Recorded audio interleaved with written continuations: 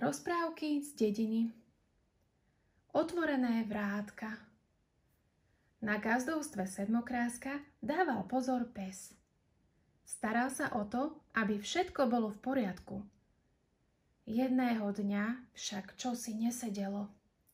Začal ňuchať okolo poľa a našiel dieru v ohrade. Čo je to? Veď by cez tú dieru mohli utiecť naše zvieratá, pomyslel si. Musím to povedať gazdovi. Keď pes dobehol naspäť na dvor, gazda olejoval pánty na vrátkach. Dal sa do mohutného štekotu a neprestal, kým si ho pán nevšimol. Čo sa deje? Spýtal sa. Pes zavrtel chvostíkom, znova zaštekal a rozbehol sa k poľu. Gazda išiel za ním až k miestu, kde bola v ohrade diera. Lenže gazda sa tak ponáhľal za psom, že zabudol zatvoriť vrátka. Zvieratká najprv nevedeli, čo majú robiť. Gazda ešte nikdy nenechal vrátka otvorené. Ale potom ich premohla zvedavosť. Trocha sa báli, nemohli si však pomôcť. Veľmi ich zaujímalo, ako vyzerá svet za plotom. Prvé sa odhodlalo prasiatko. Vždy chcelo vidieť svet za plotom gazdovstva. Musí tam byť množstvo nádherných vecí, povedalo si. Potichu kvíklo a rozbehlo sa von za vrátka. O chvíľočku sa vydali do sveta i ovce. Aj sliepky chceli vidieť svet vonku. Keď uvideli, ako ovce a prasiatko prechádzajú cez vrátka, dodali si odvahu. Vyrazíme, zakotkodákali, párkrát zašuchorili krídlami a boli vonku. Husiam sa to však nepáčilo. Musíme tu zostať a dávať pozor, gagotali a pozerali sa, ako kôň, krava a ďalší kamaráti odchádzajú boh vie kam. Dokonca aj bíky a kozy niekam zmizli. Len husy zostali na gazdovstve. Keď sa pes s pánom vrátili, zistili, že gazdovstvo je skoro opustené.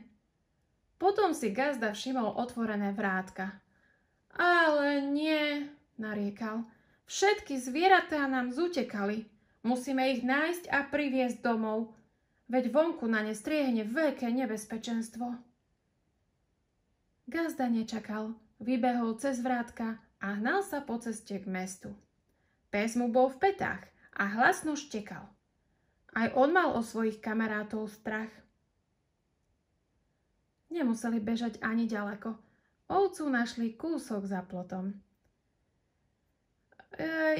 Ja viem, že som nemala utekať, ospravedlňovala sa. Bála som sa, že... tak som odbehla len kúsok, ale ostatné zvieratá išli ďalej a niektoré sa vydali až do mesta. Pes sa rozbehol po ceste a vetril stopu. Po zvieratách nebolo ani vidu, ani slychu. O chvíľočku však zaňuchal známy pach kôz a kráv. Čo skoro ich aj uvidel. Pásli sa na neďalekej lúke plnej sladkej trávy a iskerníkov. Kozy si našli rodinu, ktorá práve desiatovala. Deti aj dospelí ich krmili koláčmi a obloženými chlebíkmi. Kozy šťastne mekotali, prežúvali a prosili o ďalšie maškrty. Dobre, že ste si po tie svoje kozy prišli, ďakovali výletníci. Už sa nám skoro minuli všetky zásoby. A rýchlo domov, kričal gazda. Kozy aj kravy poslušne stiahli chvosty. Upalujte naspäť do dvora, než sa nahnevám. Večer nedostanete ani hrstku sena, veď ste toho pojedli už dosť. Kôň sa zatúlal dosť ďaleko. Veľmi sa mu páčilo, že si mohol natiahnuť nohy a prebehnúť sa po lúke. Došiel až k širokej dráhe, po ktorej behali štíhle svalnaté kone. Po chvíli sa s nimi dal do reči. My sme dostihové kone, predstavili sa mu. Pobehaj si s nami. A tak kôň skočil na dráhu a rozbehol sa za nimi ako najrýchlejšie mohol. Kôň si preteky s novými kamarátmi nádherne užíval, ale čoskoro ho zmohla únava. Čo mal robiť? Rozlúčil sa a odkúsal naspäť na gazdovstvo Sedmokráska, spokojný, ako sa mu vydaril deň.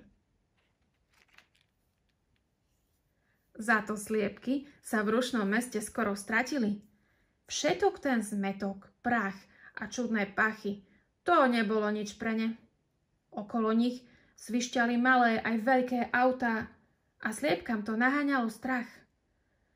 Kotkodák, mne sa tu vôbec nepáči, vyhlásila jedna z nich. Chcem ísť domov. Ostatné prikývli a vykročili za ňou. Keď gazda s obsom odviedli kravy a kozy naspäť domov, vydali sa do mesta. Prešli ho krížom, krážom, ale žiadne zo stratených zvierat nenašli.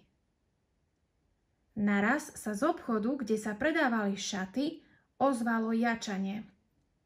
Vnútri sa potulovali ovce, obzerali si tovar a bľačali. Predávači sa ich snažili vyhnať, ale márne. Ovce sa nedali. Tento sveter má takú krásnu farbu, bľačala jedna ovca blažene. To je čarovný vlnený kabát, pridala sa ďalšia. Skoro taký pekný ako môj, V tej chvíli vbehol dovnútra pes. Zaštekal a ovce boli vonku. Na ulici zatiaľ gazda spozoroval býka. Ten si vo výklade obzeral drahé čínske taniere a šálky. Fíha, to je niečo. Mrmlal si popod nos býk. Musím sa pozrieť dovnútra. Stoj, zakričal naň gazda a rozbehol sa, aby býka chytil skôr, než urobí z obchodu s porcelánom kôpku črepín. Našťastie sa mu podarilo býka drapnúť práve včas.